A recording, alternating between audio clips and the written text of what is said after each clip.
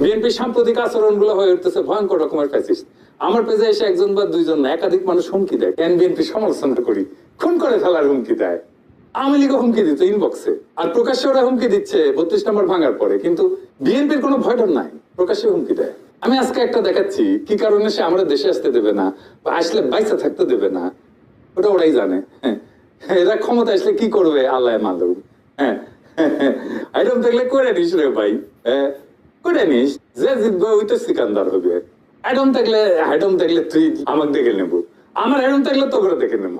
এটাই রাজনীতি। রাজনৈতিক দল তার আশেপাশে বন্ধু রাখে, যারা ঠিক দল করে না কিন্তু একটা লুজ সম্পর্ক থাকে তাদের সাথে। আওয়ামী লীগের কাছে কিন্তু মাস্টার ছিল, সেজন্য আওয়ামী লীগ এতদিন রাজত্ব করতে পারছিল। বিএনপি সবাই শত্রু বানায়। এদের কর্মীদের রাজনৈতিক শিক্ষাতে দুর্বল, এরা যখন দালালির উপরে থাকে, আর যখন ক্ষমতা গন্ধ পায় তখন নেকড়ে হয়ে ওঠে।